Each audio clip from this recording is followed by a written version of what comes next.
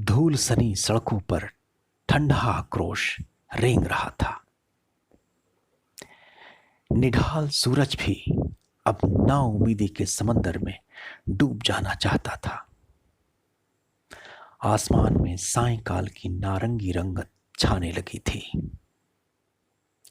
नारंगी उतनी ही जितनी संध्या फूलने के समय होती है, जो संकेत देती है बारिश के गमन का। सच है, अब कोई बारिश नहीं होने वाली, कोई राहत के बादल नहीं खिलने वाले। रात गहराने लगी। ठंडा आक्रोश अपनी दर्द भरी पिंडलियों के बावजूद चलने को मजबूर था। वो रेंग रहा था धीरे धीरे, वैसे ही जैसे ये सड़क रेंग रही थी युगों युगों से। उसी के हाथों बनी ये सड़क इतनी लंबी होगी, इस बात का अंदाजा न था। एक मजदूर के पास छत के नाम पर तगाड़ी या आग उगलता आसमान होता है। पहनने को वर्ग विशेष के दुत्कार भरे चिथड़े और पैरों में चप्पल के नाम पर लंबी सड़क, जिस पर लिपटी चिपचिपी काली डामर उसे याद दिलाती रहती है कि उसे अंततः घिसना ही है। हर जगह से उघड़ना ही उसकी नियति है। चाहे मौसम की मार हो या रात दिन उस पर चलते शोषक वाहन, उसे बेहिसाब समझौतों के गड्ढों के साथ ही जीना है। सड़क के टेढ़े मेढ़े मोड़ उसके हाथों की लकीरों जैसे ही हैं, घुमावदार, एक दूजे में उलझे हुए। थका हुआ भोला बार बार अपनी नवविवाहित पत्नी की तरफ देखे जा रहा था। गहराती रात में उसका सलोना मुख चांद की भांति दमकता हुआ नजर आ रहा था, जिस पर थकान लेश मात्र भी दिखाई नहीं दे रही थी। पत्नी हर बार मुस्कुरा भर देती। आजीविका के लिए गांव से शहर को आ रहा भोला अपनी नई नवेली पत्नी की मनुहार को टाल न सका। माता सीता ने भी तो राजगृह का त्याग किया था। जहां बिन वहीं बिंदनी, मैं भी चलूंगी, मदद करूंगी, 4 पैसे कमा भी लूंगी और तुम्हारा साथ भी रहेगा। ओढ़ने की ओट से पहली बार नई बिंदनी ने अपने मुंह को खोला था। क्या जरूरत थी उसे ये कठोर कारावास झेलने की? क्या जरूरत थी इतनी कच्ची उम्र में वैदेही बनने की?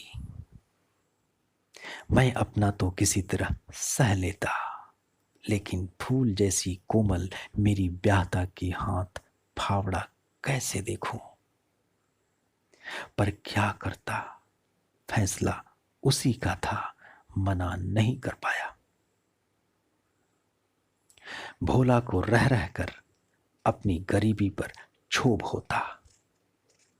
उसे कहीं ज्यादा दुख उसे अपनी जीवन संगिनी के लिए था, जिसके हाथों में रोज कुदाल और सर पर तगाड़ी देख उसका मन व्यथित हो उठता था। लेकिन आश्चर्य, उसकी पत्नी सारे काम हंसते हुए निपटा देती थी, बिना माथे पर एक सलवट लिए। यह शायद प्रेम का जादू था, जो कठोर कारावास जैसी परिस्थिति को भी सुगम व मनोहर बना देता है। भोला और उसकी पत्नी एक दूसरे को देखकर दिन भर की थकान को भुला देते थे।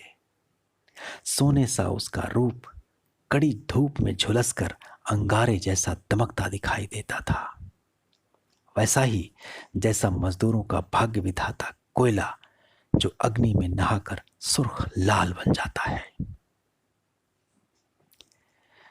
भोला रोज शाम को अपनी नवीली पत्नी की हथेलियों में उभरे पठार गौर से देखता, उन्हें प्यार से सहलाता, कोशिश करता कि उसके स्नेह भरे कोमल स्पर्श से हथेली हथेली की कठोर गठाने पिघल जाएं।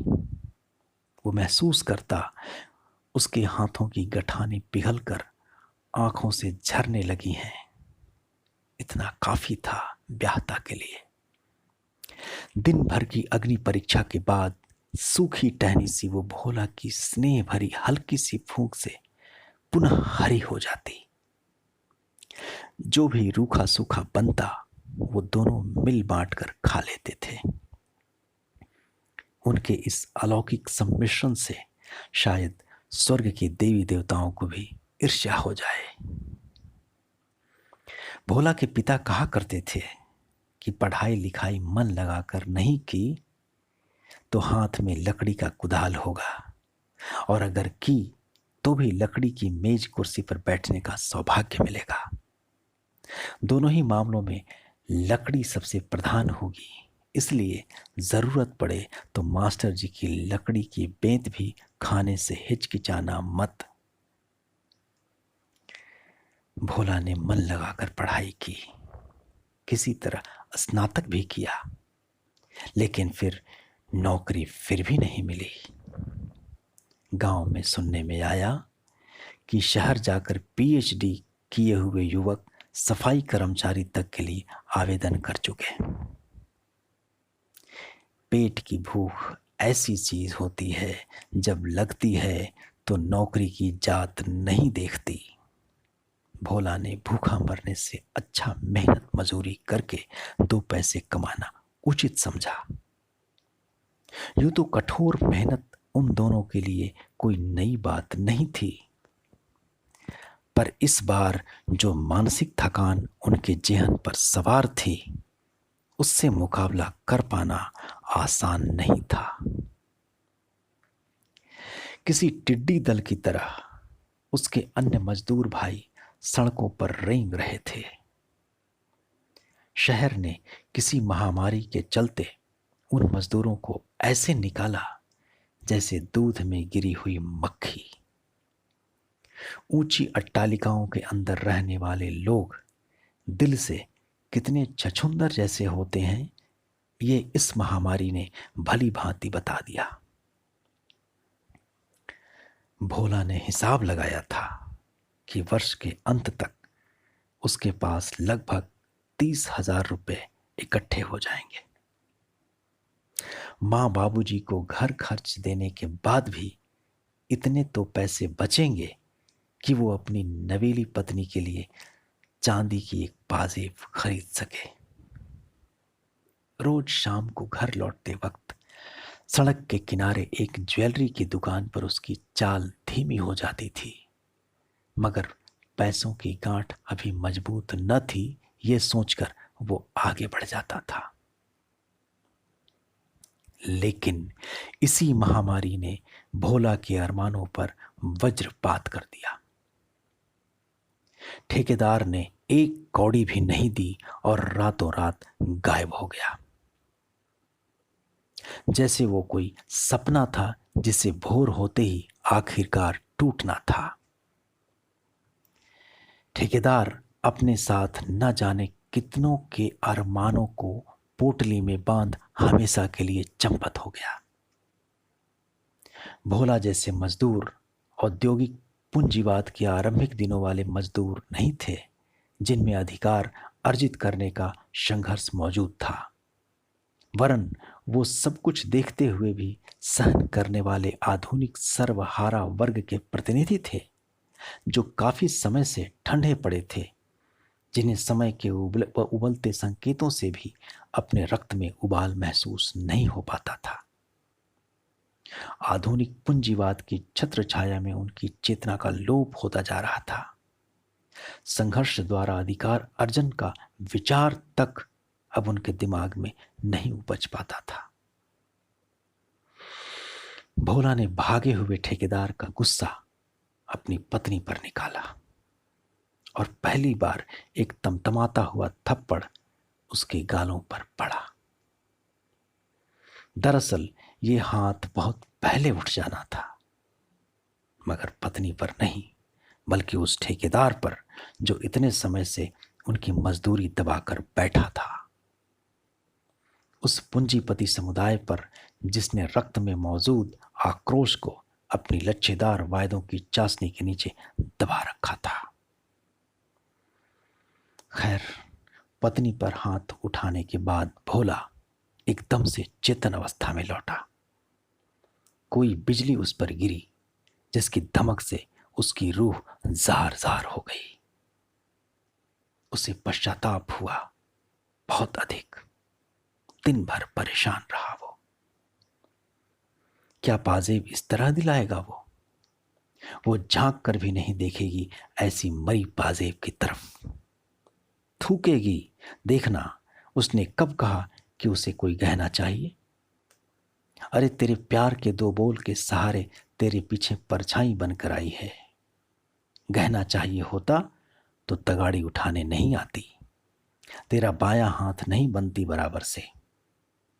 पर तू रहा गोबर का गोबर, 4 अक्षर पढ़ के भी अक्ल नहीं आई। लक्ष्मी पर हाथ उठा के कहीं तू दूसरा रामदीन तो नहीं बनना चाहता, जो दिन रात अपनी औरत को गाय भैंस की तरह पीटता रहता है। एक बार हाथ उठा तो बस उठा, फिर जानवर बनने में देर नहीं लगती। ये औरत जात को छड़ी से ही ठीक करना पड़ता है, वरना सर पे बैठ के नाचती है। रामदीन के कहे शब्द बार बार भोला के कानों से टकरा रहे थे। वो औरत है तेरी, जानवर थोड़ी ही है जो इस तरह बात कर रहा है। जानवर भी प्यार की भाषा ही समझते हैं। मैं धनी हूं उसका, धनी मतलब मालिक। जब तक 2 4 नहीं लगा दूं कान पे, ससुर अक्ल ठिकाने आते ही नहीं। तो चिंता मत कर, अभी तेरा नया नया ब्याह हुआ है ना, फिर देखना तेरे को भी आदत हो जाएगी। तू भी गज की जात सीधी रखेगी तेरी औरत को। चिलम फूकता रामदीन भोला की आंखों के सामने आ रहा था। दांतों तले जीभ काटता हुआ भोला अपने कान पकड़ने लगा। उसकी अंतरात्मा उसे रात भर कचोटती रही। तभी एक जाना पहचाना कोमल स्पर्श उसके कंधों से टकराया। उसने नजर उठाकर देखा तो सामने उसकी ब्याहता थी। टपटपाई आंखों से भोला उसे देखने लगा। आंखों में याचना के भाव तैर रहे थे, जिसे उसकी पत्नी ही पढ़ सकती थी। पत्नी के खुरदरे हाथों ने कोमलता से भोला के आंसू पोंछे। उसके एक हाथ में कपड़ों की गठरी थी और दूसरे में लोहे की संदूकची, वही जो उसे शादी के समय नैहर वालों से मिली थी। चलिए, किसके भरोसे रहेंगे यहां आप? कहां पगली? अपने घर और कहां? वो तो बहुत दूर है, कछु साधन भी नहीं, न एक ढेला जेब में, कैसे जाएंगे बता? तो अपनों से इतनी दूर मरने का इंतजार करोगे का? चलो पैदल ही निकलते हैं। सोच ले, 700 मील दूर है गांव यहां से। ये कितना होता है? समझ ले विदेश जितना दूर। कछु नहीं समझना, अब बस निकलना है गांव। सबे निकल रहे हैं। दोनों सड़क पर आ चुके। कुछ मील तक चले, फिर रेंगने लगे और अब तो हाथ पांव सब जवाब दे चुके थे। भोला जानता है गांव जाकर भी भूखा ही मरना है। इस लंबी सड़क का कोई और छोर नहीं। ये उसकी गरीबी की रेखा जितनी लंबी और मजबूत है। रेंगते रेंगते भोला ने लक्ष्मी के पैरों की ओर देखा। उसके नंगे तलवों से निकलता लहू सड़क पर अपने निशान छोड़ता जा रहा था, बिल्कुल वैसे ही जैसे ब्याह के अगले दिन आंगन में उसके आलता लगे पैरों के निशान थे। आंगन उस रोज बहुत खुश था, लेकिन सड़क आज खुश नहीं है। वो जार जार रोती दिखाई दे रही है। भोला ने आसमान की तरफ देखा। रात की स्याह सड़क पर चांद उसके साथ साथ ही हौले हौले रेंग रहा था। चांद की सफेदी में उसे अपनी लक्ष्मी के लिए पसंद की हुई पाजेब नजर आ रही थी। बेहद खूबसूरत चमकती हुई पाजेब, मगर चांद जितने ही दूर, बहुत दूर। कहानी अल्पना नागर, स्वर पंकज कुमार।